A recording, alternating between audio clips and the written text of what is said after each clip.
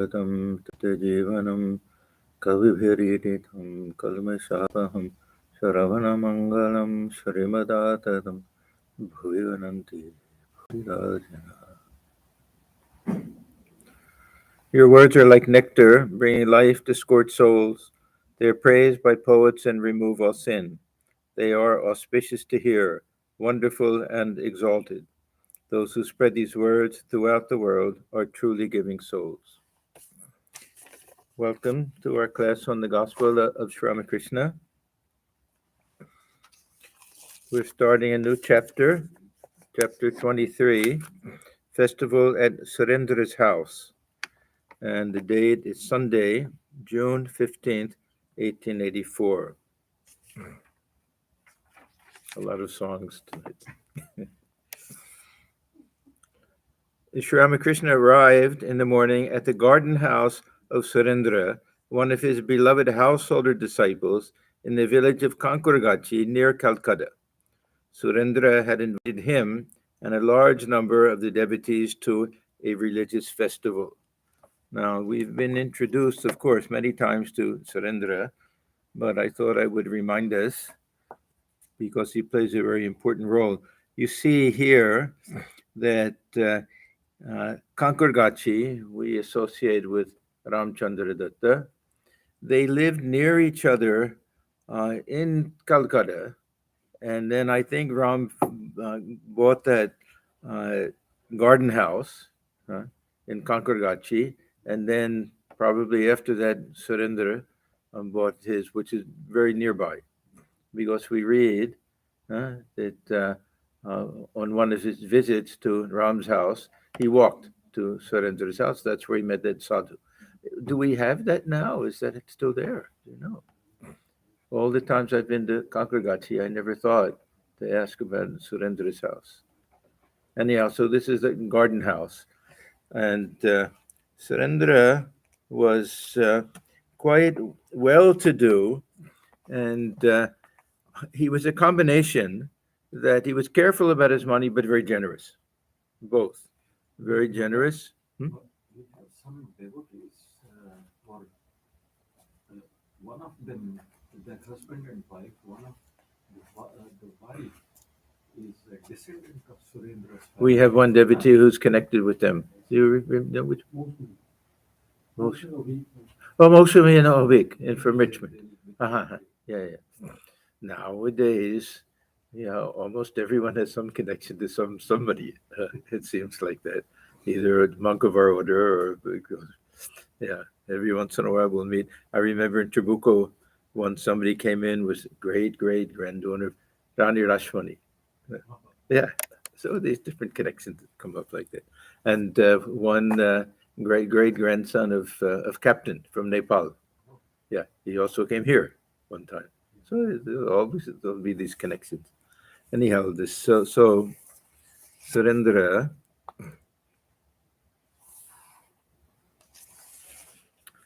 Surendranath Mitra. He was an atheist in his early days, self-proclaimed atheist and very unhappy, but he was friends with Ram, and he came through Ramchandra Datta and Manomohan Mitra. So the two of them thought that if he could meet Sri Ramakrishna, he was around 30 at that time, that would help him in his life.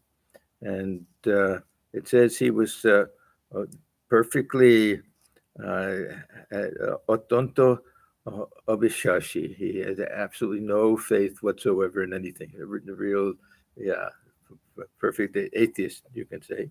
But when he met Sri Ramakrishna, then everything changed for him. And he went, of course, to Dakshineshwar many times and invited Sri Ramakrishna many times. And very often he would have these, afterwards, pujas in his house. This Jagadhatri puja, one time Durga puja when Thakur couldn't go and he was very sad. And Thakur said that, don't worry, I'll see it somehow. And he had a vision of Surendra there. And so a lot of interesting things took place with that. Yeah, Annapurna, Jagadhatri, other pujas took place there. So Thakur went many times. And he was considered by Sri Ramakrishna as one of the suppliers of his needs.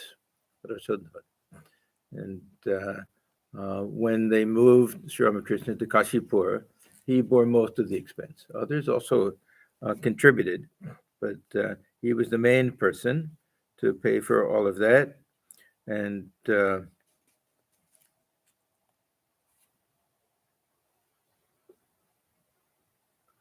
he was the first one to arrange for the observance of Sri Ramakrishna's birthday in 1881, and again bore all of the expense for that. So interesting things. And even after that, he would pay for most of it when they would have that yearly celebration.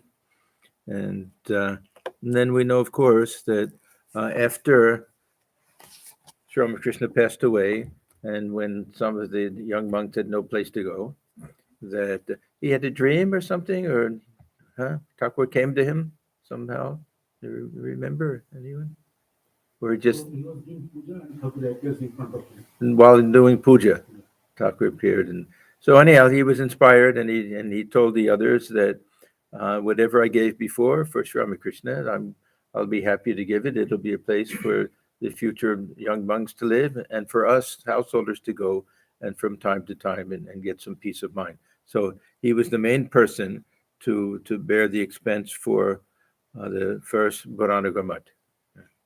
And so there's one place in the gospel we read that the Swamiji and the others they say how blessed Surendra was, how grateful they were to him, because they gave him credit for all of that. So very, very devoted to Sri Ramakrishna, a little bit what we call Abhimani, that he could, feelings could get hurt a little bit easily, and that he wasn't appreciated and this and that, but otherwise a wonderful person. So this is one of these occasions where he invited Sri Ramakrishna to not his regular house, to his garden house. That was fashionable in those days for wealthy people to have a little place a little bit outside of the city with a nice garden area and everything. Occasions like this were a source of great happiness and rejoicing to the master's devotees. He was then seen at his best. Yeah, because he loved it when the devotees were there. And they would usually arrange for a kirtan, and there would be great festivities, and there would be some beautiful garden house or something, and he would go into ecstasy. So these were great occasions. Chapters like this really are meant to paint a picture for us, because a lot of this will be descriptions, a lot of it will be the songs that are being sung. It's not so much that Thakur is giving his teachings, important teachings and everything, but we get to see him, that joyful, ecstatic mood that he goes into. So M writes, he was then seen at his best. He joined with the others in devotional music and in chanting the names of God, frequently going into ecstasy. He poured out his entire soul in inspired talk, explaining the various phases of God consciousness. The impressions of such a festival lingered in the minds of all for many days. The devotees stood in rows inside the big hall of the garden house to hear the music sung by the professional singers. The floor of the room was covered with a carpet over which was spread a white sheet. A few bolsters, pillows, and cushions lay here and there. The musicians were singing of the episodes in the life of Sri Krishna, especially associated with his divine love for the gopis of Vrindavan. This was a theme which always appealed to the master and would throw him into ecstatic moods. Krishna, God incarnate, lived the years of his boyhood in Vrindavan as a cowherd. He tended his cows on the green meadows along the bank of the Jamuna and played his flute. The milkmaids could not resist the force of his divine attraction. At the sound of his flute, they would leave their household duties and go to the bank of the sacred river. Their love for Krishna destroyed their attachment to worldly things. Neither the threats of their relatives nor the criticism of others could make them desist from seeking the company of Krishna. In the love of the gopis for Krishna, there was not the slightest trace of worldliness. It was the innate attraction of God for pure souls, as of the magnet for iron. The author of the Bhagavata has compared this love to the all-consuming love of a woman for her beloved. Yeah, not the wife for the husband. This is the two different types of this Vajrabhava, this Swaki and Parakya. And in this particular school, the Vaishnava school, this the love that the wife has for her husband is this level, a little higher level, is this love that the lover has for the beloved, the paramour. They had their own families and everything, but it was for Krishna, because one has to give up, renounce all good standing in community and not care about reputation or anything. Love is so all encompassing that they're willing to give up everything. So it's considered among the Gaudiya Vaishnavas at least as the highest type. And Bhagavata. Bhagavata for the Gaudiya Vaishnava community is the ultimate authority, greater than the Vedas, Upanishads, or anything. They consider it Panchama, the Veda, the fifth Veda. They take that as having the same standing. Before the onrush of that love, all barriers between man and God are swept away. The devotee surrenders himself completely to his divine beloved, and in the end becomes one with him. Radha was the foremost of the gopis and Krishna's chief playmate. She felt an indescribable longing for union with him. A moment's separation from Krishna would rend her heart and soul. During many a moonlit night, Krishna would dance with Radha and the gopis in the sacred groves of Vrindavan. And on such occasions, the gopis would experience the highest religious ecstasy. And in Vrindavan today, they have temples in all of these places, where the different groves were, and they know all of the places where these things took place. When Chaitanya Deva went to Vrindavan, it was all overgrown jungle area. And he somehow, with his mystic vision, could recognize all the places where these things took place, and he sent the Goswamis to go to Vrindavan, and not just to write all of the works that they wrote, but also to establish temples in all of these places. So the Vrindavan that we know today is mostly because of the great efforts that were made by the Goswamis, who went there. So Vrindavan is very ancient, but the temples and things will go back to 15th, 16th century.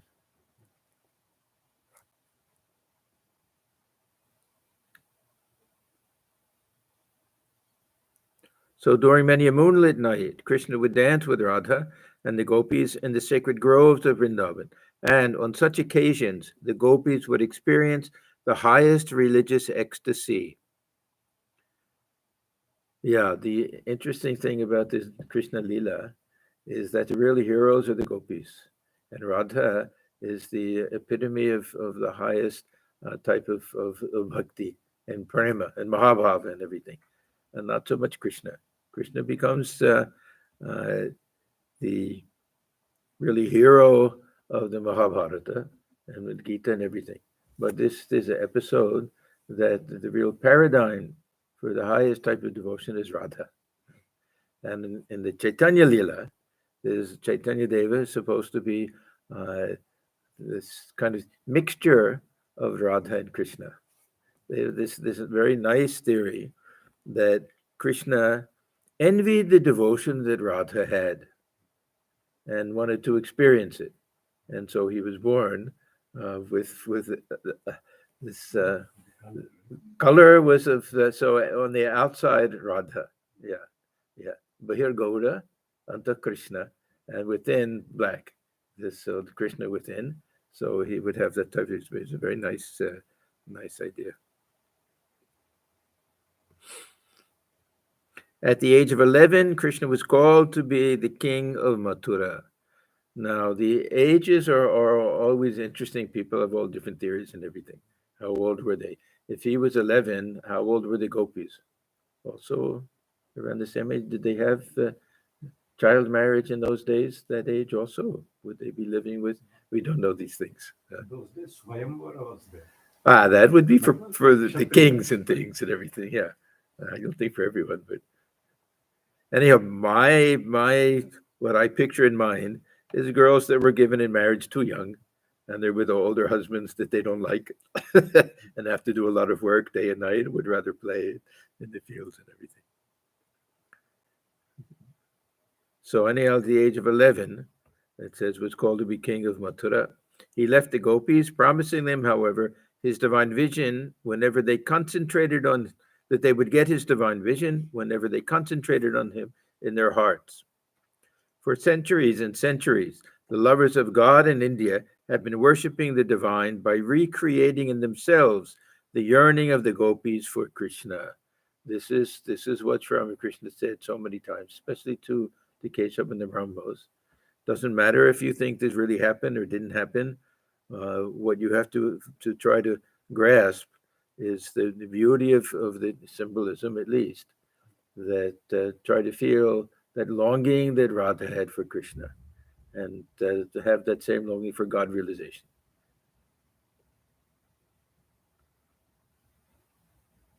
So, for centuries and centuries, the lovers of God in India have been worshipping the divine by recreating in themselves the yearning of the gopis for Krishna.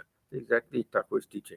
Many of the folk songs of India have as their theme this sweet episode of Krishna's life. Sri Chaitanya revived this phase of Hindu religious life by his spiritual practice and his divine visions. In his ecstatic music, Chaitanya assumed the role of Radha. Now, I don't understand this in his ecstatic music. It probably means in the kirtan and everything that he didn't sing or even compose songs. Huh? Maybe the song's about him or something. And it was a little odd to me when I first read it. In his ecstatic music, Chaitanya assumed the role of Radha and manifested the longing to be united with Krishna. It must have been during singing of kirtan, during the singing of kirtan. For a long period, Sri Ramakrishna also worshipped God as his beloved Krishna, looking on himself as one of the gopis or as God's handmaid. Now, this would have been when he lived with Mathur and his wife. We that whole time, to me, it's also not clear when he was dressing as woman and everything as a handmaid of the Divine Mother, but also as Radha.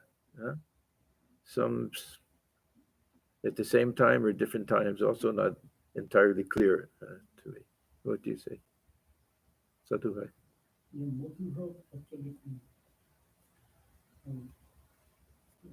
This is Madhur Bhava that he practiced, yeah. Just before he just finished that one and then. Was this when he was staying with Mathur Babu? Yeah. And different from when he felt himself to be a handmaid of the Divine Mother. Then also he dressed like that and lived with the women and everything. Same. I think they overlapped somehow. Yeah. Yeah, so Sri Ramakrishna went right from there to this Advaita sadhana. Huh? What a change.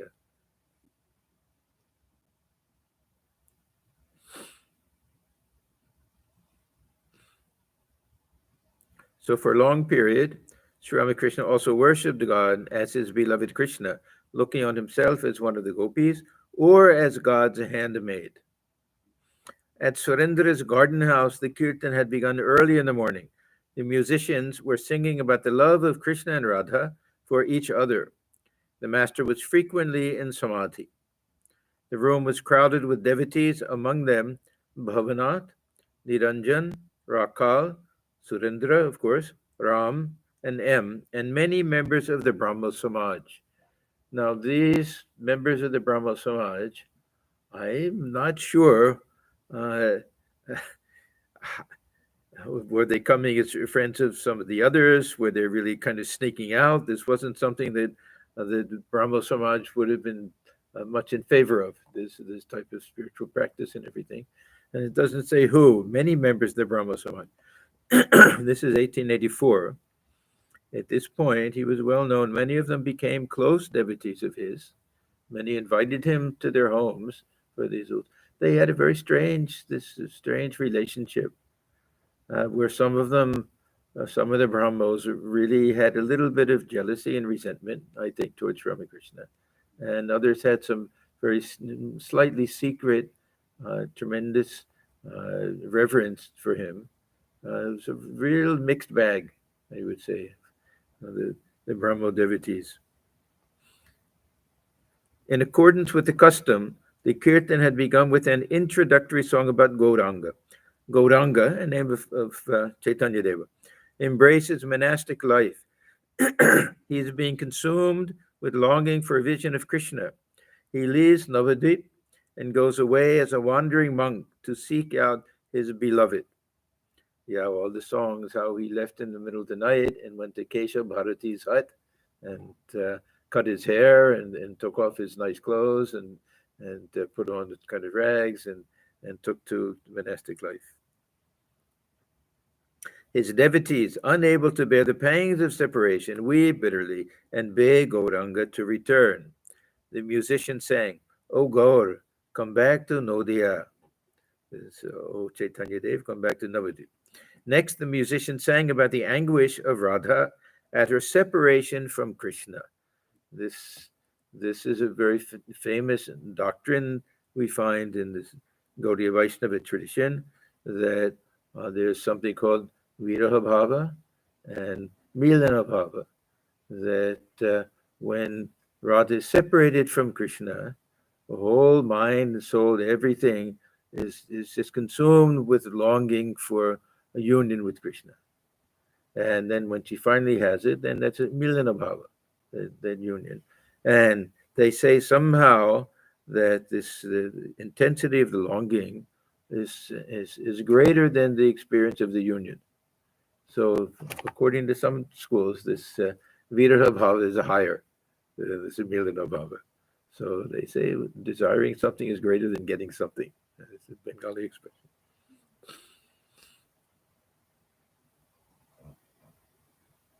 When Sri Ramakrishna heard the song, he suddenly stood up. Assuming the mood of Radha, he sang in a voice laden with sorrow, improvising the words, "O friend, either bring my beloved Krishna here or take me to him."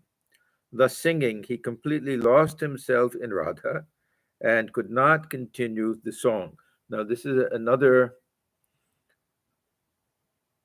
part of the philosophy of these different bhavas and moods, that in order to worship Krishna, one has to become Radha. In order to worship Rama, one has to become Hanuman. That has to feel identified. And we know, especially with the worship of Rama, how Sri Ramakrishna really tried to become Hanuman with his dress, with hopping from place to place, eating bananas, all sorts of things, whatever he could do to convince his mind that he was Hanuman. If we want to worship God as a child, we have to somehow become Mother Yashoda, so that we really feel what would it feel like to be her and have that type of love for the baby Gopala. That's how these moods are practiced. So for Sri Ramakrishna, he'll have to identify with Radha. And this is why he even wore the clothes, women's clothes and things like that. So he would be completely identified with the lover of the beloved. Thus singing, he completely lost himself in Radha and could not continue the song. He became speechless, his body motionless, his eyes half closed, his mind totally unconscious of the outer world. He was in deep samadhi. After a long time, he regained normal consciousness and said in the same heart-rending voice, "O friend, take me to my beloved Krishna and make me your bond slave. I shall be your handmaid forever. O friend," that means one of the other gopis. "O friend, It was you who taught me how to love Krishna. O Krishna, O beloved of my soul. The professional musicians continued their song. They took the part of Radha and sang as if she were talking to her friend. O friend, I shall not go again to the Jamuna to draw water. Once I beheld my beloved friend under the Kadamba tree. Now it means Krishna. Whenever I pass it, I am overwhelmed. The master again became abstracted. Heaving a deep sigh, he said, Ah me, ah me.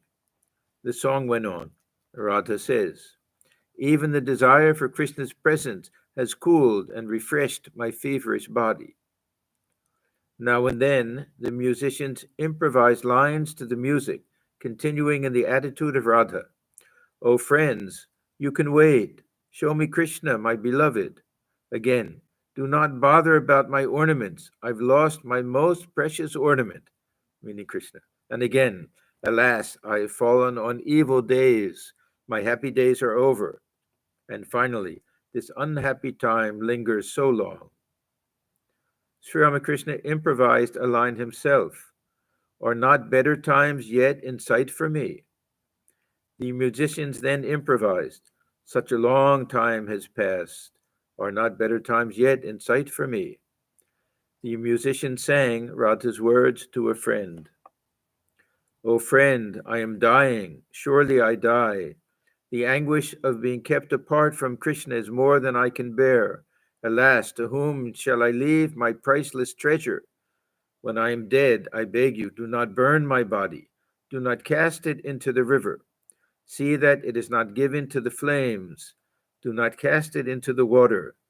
In this body I played with Krishna. Bind my lifeless form, I beg you, to the black tomala's branches. Tie it to the tomala tree. Touching tomala, it touches black. Krishna is black, and black is tomala. Black is the color that I love. From earliest childhood, I have loved it. To the black Krishna, my body belongs. Let it not lie apart from black. Two special features of this Gaudiya Vaishnava tradition are biography. This was one of the first kind of really attempts at a more or less historical type of biography with the Chaitanya Charitamrita, Chaitanya Bhagavata, and everything of Chaitanya Deva, and so many songs that were composed. Very, very rich literature in Bengali literature. It goes back to this Vaishnava tradition. Radha reaches her last extremity. She faints away. And then the song. Radha has fallen to the ground. She lies there, lost to outward sense, repeating her precious Krishna's name, and straightway closes both her eyes. Ah, has the drama reached its end? What ails you, O delight of Krishna? Only a moment ago you spoke. My friends, anointing Radha's form with cool and soothing sandal paste. You remember when Thakur had that burning sensation in his body? That the Bhairavi said, yes, they did this with Radha. They tried it with you, and they put sandal paste, and that they helped to a great degree. He had all of these different signs that we see in the life of Radha and Chaitanya Dev. This is burning sensation and tears and even blood from the pores, all these different things they write about. Her friends, anointing Radha's form with cool and soothing sandal paste, attempt to bring her back to earth. Some of them weep in bitter grief. They cannot bear to see her die. Some sprinkle water on her face. Perhaps she will revive again. But oh, can water give back life to one who dies of Krishna's love? Radha's friends chant Krishna's sweet name in her ears. This brings her back to partial consciousness. She looks at the black tomala tree and thinks that Krishna stands before her. Krishna's name, another song, Krishna's name restores her life. Once more her two eyes gaze around, but Krishna's face she cannot see. Alas, how bitterly she weeps. Where is my Krishna? Where is he whose name you chanted in my ears? Bring him but once before me here. Seeing the black tamala tree, she stares at it and cries aloud. There is his crest. I see it clearly. There's my Krishna's lovely crest. But only a peacock did she see, whose glistening feathers she mistook for the gay feather on Krishna's crest. Krishna had gone to Mathura to assume his royal duties. He had discarded his cowherd's dress and flute and put on the royal regalia. Radha's friends, after a hurried consultation, send a gopi to Mathura as messenger. She meets a woman of that city of her own age. They're probably teenagers. Anyhow, of her own age, who asks her where she comes from. Radha's friend says, I don't have to call Krishna. He himself will come to me.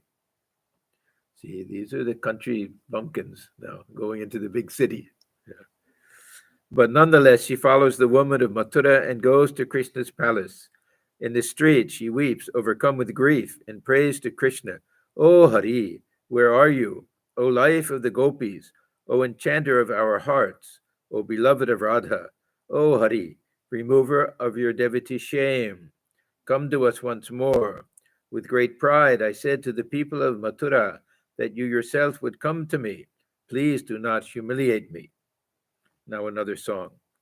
In scorn, says the woman of Mathura, oh, you are only a simple milkmaid.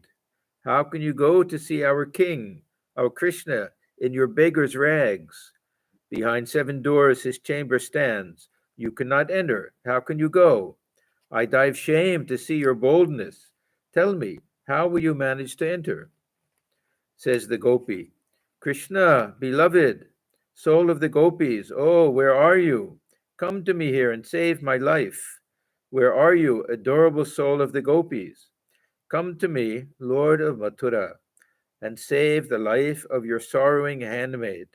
Ah, where are you, beloved of Radha, Lord of our hearts and friend of our souls?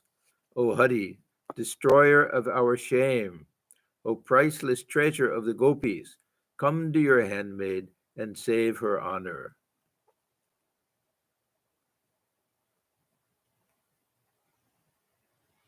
Thus the messenger weeps and cries out for Krishna.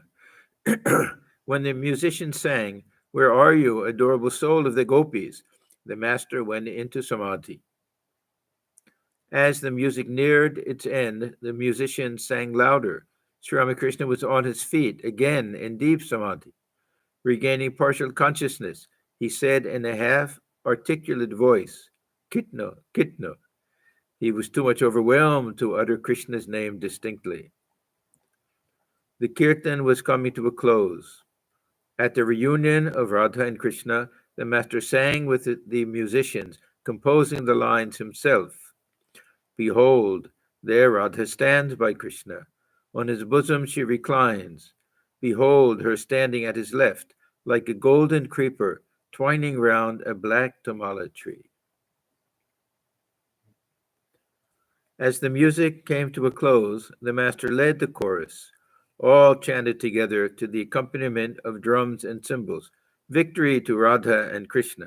Hallowed be the names of Radha and Krishna. The devotees felt a surge of divine emotion and danced around the master. He too danced in an ecstasy of joy. The names of God echoed and re-echoed in the house and garden. After the music, the master sat with the devotees. Just then, Niranjan arrived and prostrated himself before him. Niranjan, of course, the future Swami Niranjanananda, one of the very beloved disciples of Sri Ramakrishna. At the very sight of his beloved disciple, the master stood up with beaming eyes and smiling face and said, You have come too, to him. You see, this boy is absolutely guileless. This was one of the greatest compliments that Sri Ramakrishna could give to anybody. That he really, if someone was guileless and innocent and pure-hearted, then the Thakur was thrilled to see him. One cannot be guileless without a great deal of spiritual discipline in previous births. This is a very important point, that we have to be born guileless. This is not something that we can learn, or that we can attain guilelessness somehow. We see some people just, it's a type of grace. They're very simple and don't question things too much, don't judge things too much, accept things. And there's a great blessing to be born like that. A hypocritical and calculating mind can never attain God. Don't you see that God incarnates himself only in a family where innocence exists? How guileless Dasharatha was. So was Nanda, Krishna's father. There is a saying, ah, how innocent a man he is. He is just like Nanda. To Niranjan, I feel as if a dark veil has covered your face. It is because you have accepted a job and an office. Now, we may think what's so bad about that, but we have to remember that he was one of the ones who was earmarked to lead the life of a sadhu, of a sannyasa, and Thakur couldn't bear to see any of them get entangled in the world in any way. It is because you have accepted a job in an office. One must keep accounts there.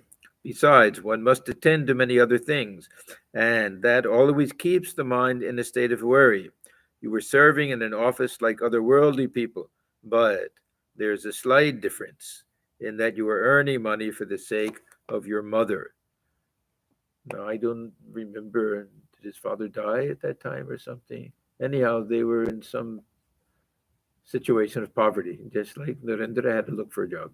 He had to work for the sake of his mother.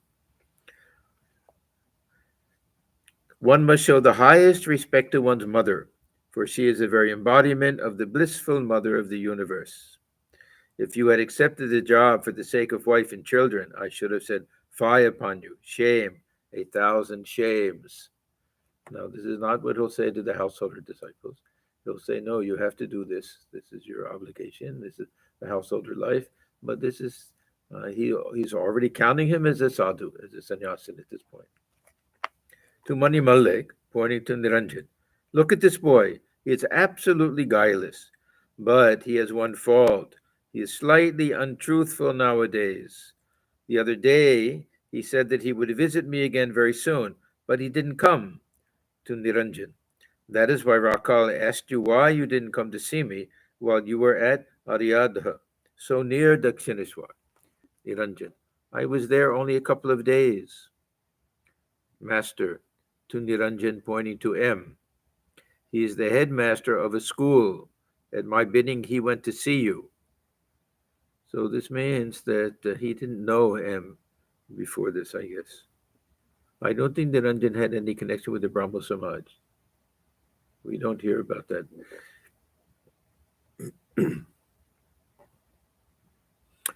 To M, did you send Baburam to me the other day? The master went to an adjoining room and began to talk with some devotees there. Master to M, ah, how wonderful was the yearning of the gopis for Krishna. They were seized with the divine madness at the very sight of the black tomala tree. Separation from Krishna created such a fire of anguish in Radha's heart that it dried up even the tears in her eyes. Her tears would disappear in steam. There were other times when nobody could notice the depth of her feeling. People do not notice the plunge of an elephant in a big lake.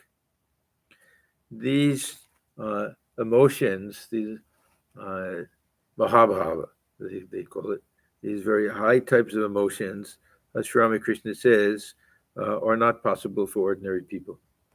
Many of the things that he says about this nirvikalpa samadhi and the very high states of meditation, that these are very rare things. Same thing with these mahabhava and everything, that ordinary person cannot maintain.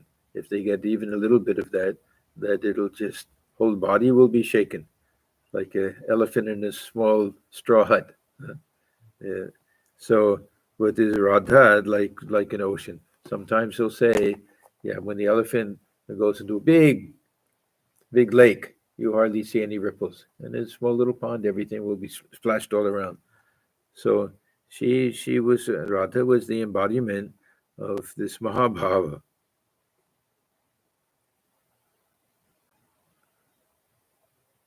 Her tears would disappear in steam. There were other times when nobody could notice the depth of her feeling. People do not notice the plunge of an elephant in a big lake. And yes, sir, that is true. Chaitanya too experienced a similar feeling. He mistook a forest for the sacred grove of Vrindavan, and the dark water for the ocean for the blue Jamuna. This is that uh, uddipana, when one thing reminds us of the other. So we have three examples of all of this: Radha, Chaitanya Deva, and Sri Ramakrishna. That he, all of the things that he's saying that were found in Radha and were found in Chaitanya Deva were found in him also. That he had that same ability, his mind, to make divine associations. If he saw something that would trigger some feeling, he would go into an ecstatic mood. If he would go to the zoo and see the lion, and immediately Madhurya, and then he's gone, nothing else to see.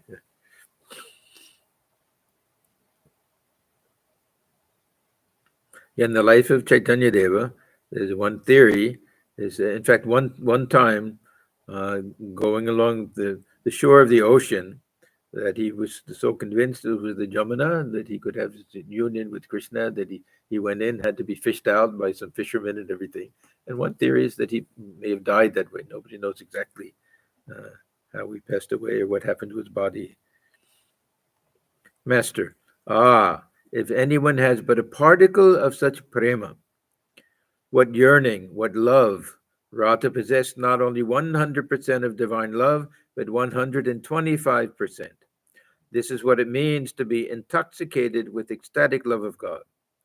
The sum and substance of the whole matter is that one must love God, must be restless for Him. It doesn't matter whether you believe in God with form or in God without form. Now, this is also interesting. Now, all of this is so personal God. But if someone has that yearning for self-realization or for truth, it's the same thing. We find this in the life of Buddha, that he had that same type of bakulata, that tremendous restlessness to find out what is the secret, what is the answer to this mystery of life.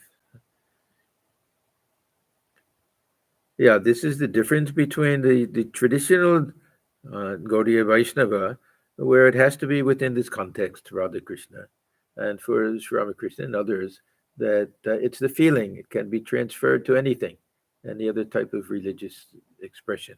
We saw with the Sufis that they have this, because Thakur says can even be formless. They have a concept of the formless God, but also the beloved, and this relationship between the lover and the beloved, and this ecstatic love and everything, without this type of personal form, but still this feeling of God as the beloved. So this that also will allow for that type of longing for union. So he said, you may or may not believe in God with form or in God without. It doesn't matter whether you believe in God with form or in God without form. You may or may not believe that God incarnates himself as man. This is what he used to say to the Brahmos, especially because they didn't care for this avatar idea. It doesn't matter if you believe this is all true or not. The Radha Krishna business that he was an avatar, but try to accept that feeling that he had. But you will realize him if you have that yearning. Then he himself will let you know what he is like. If you must be mad, why should you be mad for the things of the world? If you must be mad for God alone. Presently, Sri Ramakrishna returned to the main hall of the house. A big pillow was placed near him for his use. Before touching it, he said, Om Tat Sat. Perhaps the pillow had been used by many worldly people, and that was why he purified it in this way. Bhavanath M. and other devotees sat near him. Yeah, there was something about these bolsters and pillows that was associated with wealthy people who would lie back and comfort and everything. We read when Ashwini Kumar Datta, when he first went to Sri Ramakrishna, he saw that type of bolster were there. And what type of Paramahamsa is he? And then he saw that Thakur didn't really know how to lie down the way these wealthy people do. They said, this is that Paramahamsa. Bhavanath M and other devotees sat near him. It was getting late, but there was no indication that the meal was going to be served. The master became impatient like a child and said, I don't see any sign of food. What's the matter? Where's Narendra? So Narendra hadn't come yet. A devotee with a smile. Sir, Ram Babu is the manager of the feast. See, they were good friends, and he lived nearby. So he told this Surendra, don't worry, I'll take care of everything. He is superintending everything. Master laughing. Oh, Ram is the manager. Then we know what to expect. A devotee. Things like this always happen when he is the supervisor. All that. Master to the devotees. Where is Surendra? What a nice disposition he has now. See, he underwent a complete transformation, like Girish and some of the others. There's very worldly man, no spiritual interest in anything, and then he met Ramakrishna. He is very outspoken. This was another thing. A very truthful person. He didn't hide things. He didn't hide his feelings or anything. He isn't afraid to speak the truth. He is unstinting in his liberality. No one that goes to him for help comes away empty-handed. To him, you went to Bhagavan Das. What sort of man is he? Now, this is another incident, refers to another incident in the life of Sri Ramakrishna. Bhagavan Das, he lived in a place called Kalna. Where is Kalna? Not that far from Calcutta. No. North North of Calcutta. Or near Nadia. Uh-huh. South of Nadia. Okay, so somewhere, yeah. And he was highly esteemed in that Gaudiya Vaishnava community, considered to be a very great saint, he was quite elderly at that time. And there was an incident in which Ramakrishna was invited to one of these, they call it Hari Sabha, one of these kind of devotional meetings, and the Vaishnava place, and their tradition was they kept an asana, just as you see for Ram Ram, asana is kept for Hanuman. Asana was kept for Chaitanya Deva, which nobody would sit on, of course. But Sri Ramakrishna, he went into some ecstatic state, and he went over and stood on it, or sat on it, stood on it, I think. Anyhow, and nobody thought too much about it because of the excitement and the ecstasy and everything. But there were some people who got very upset, especially afterwards, and they went to this Bhagavan Das. And he said, yes, that no one should enter on that is a sacred thing and everything. But later, Sri Ramakrishna had a desire to meet him. So he went, and somehow he was kind of covered with some cloth, so nobody knew exactly who it was. And then when he met and they spoke to each other, that he recognizes Bhagavan Das as a great soul, and Bhagavan Das recognized Ramakrishna. And then when he found out that he was the one who sat on the asana, he said, then it's all right. I think he first sent Hriday to.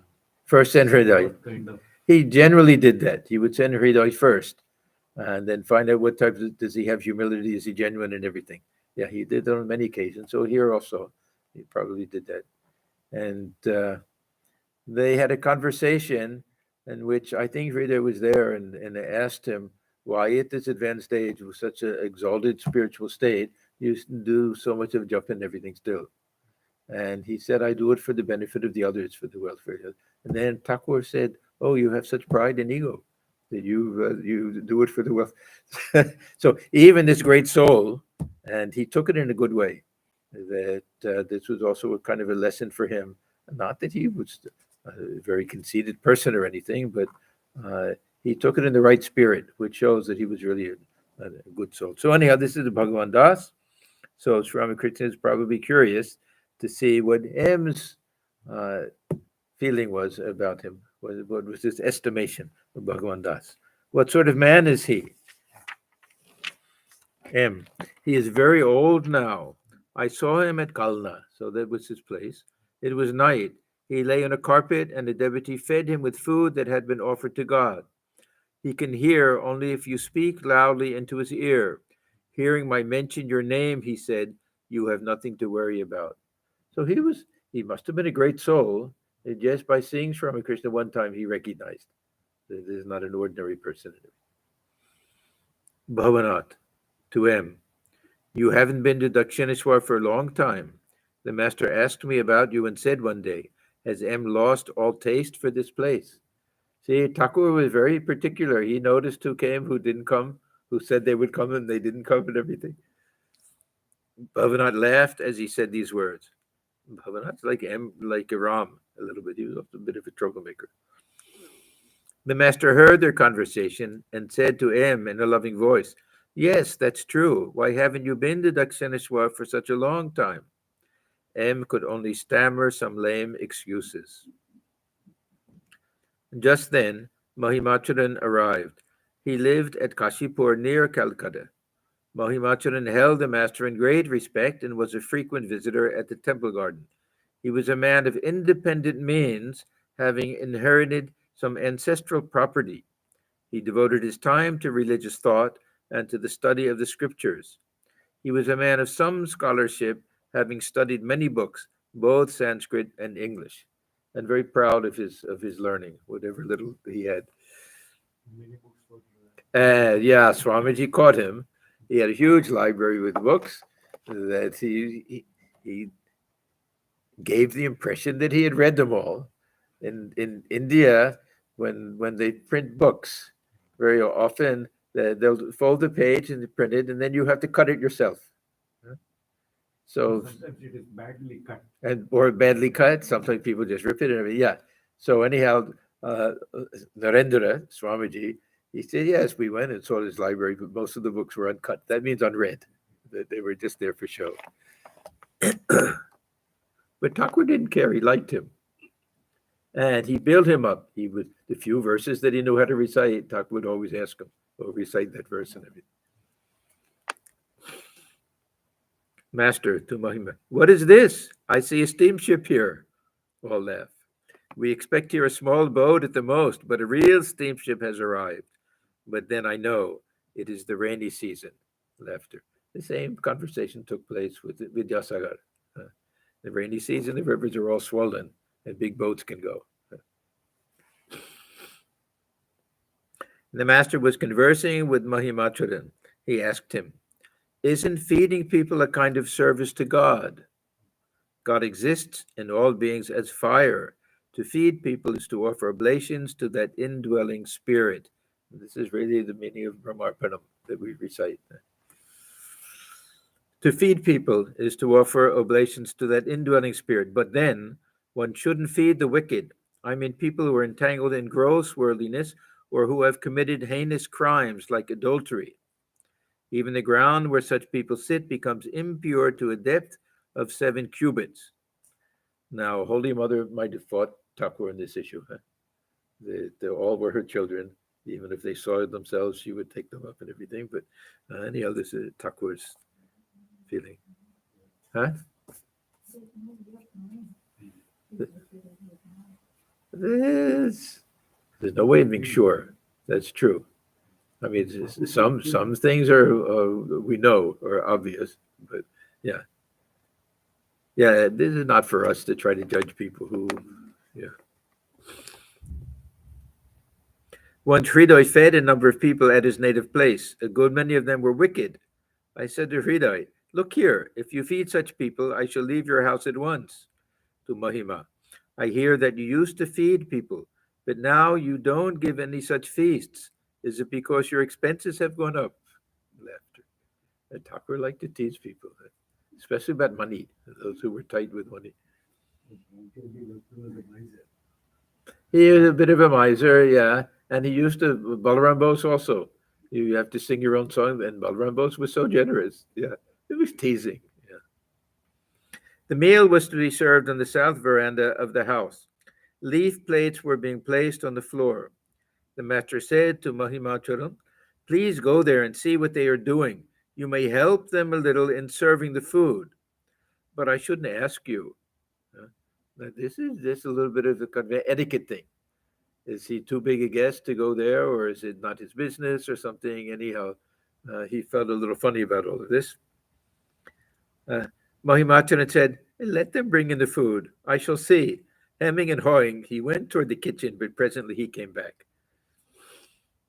Sri Ramakrishna and the devotees enjoyed the meal greatly. Afterwards, he rested a while. About 2 o'clock in the afternoon, Pratap Chandra Majumdar of the Brahmo Samaj arrived. He was a co-worker of Keshab Chandra Sen and had been to Europe and America in connection with the Brahmo missionary work. He greeted Sri Ramakrishna, and the master too bowed before him with his usual modesty. They were soon engaged in conversation. Now, this Pratap Chandra Majumdar, he actually, after Keshab passed away, became leader of the Brahmo Samaj. He was the one who probably, at Keshav's bidding, he wrote that first article on Sri Ramakrishna. What was the name of that article? I just read it. Anyhow, so he was partly responsible for the devotees to start coming, the Brahmos and others to start coming.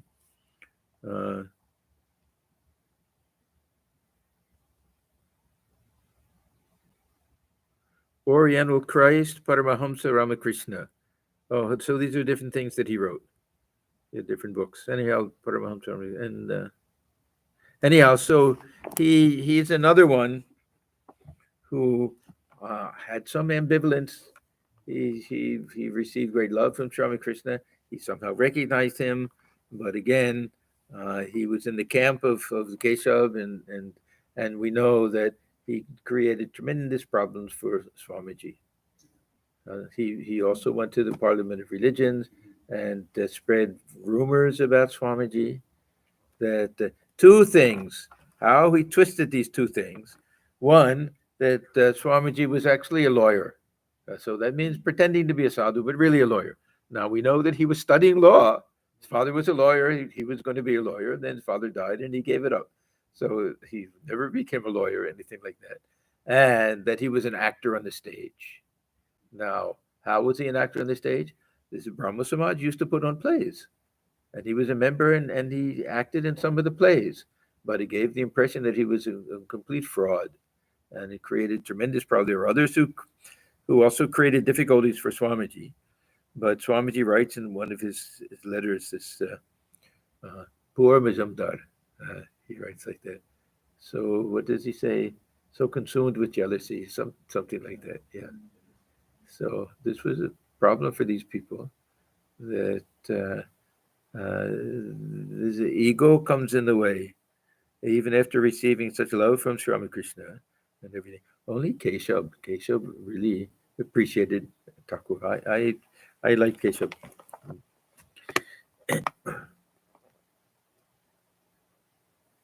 Pratap, I've been to Darjeeling recently for a change of air, Master, but your health hasn't improved much.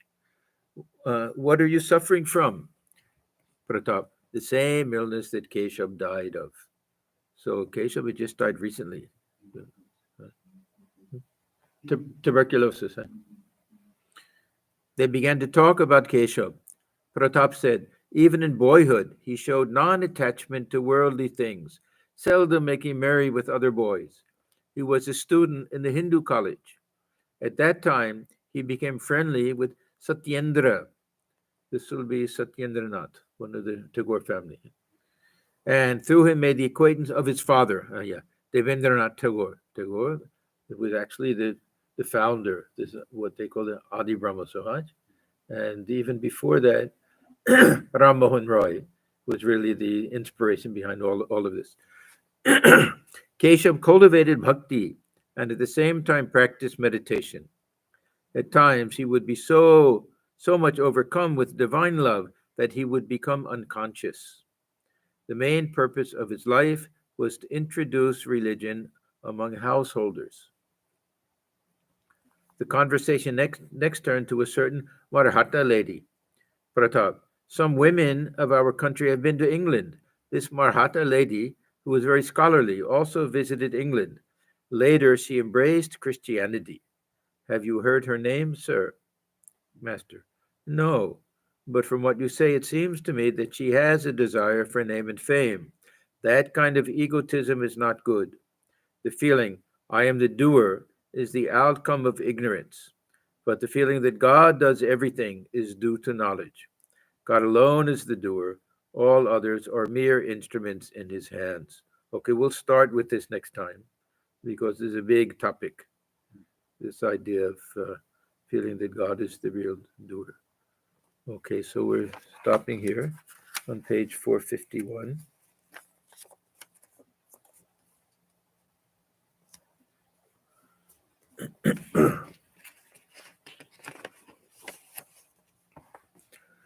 Om Niranjanam Nityamanandarupam Bhaktanukam Bhatadavikraham Vai Yeshavataram Parameshamidya Tam Ramakrishnam Shirasa Namama. We bow our heads before Sri Ramakrishna, who is stainless, of infinite nature, whose heart melts in sympathy for his devotees, who is an embodiment of the divine and the Supreme Lord, and ever worthy of our worship. Om Shanti, Shanti, Shanti. Peace, peace, peace be unto you. Next Friday is Pittsburgh. Next. So a week from today. So there'll be no class. No, no class next Friday. Then no, I won't be here next Friday. So, and then the week after that, I'm also.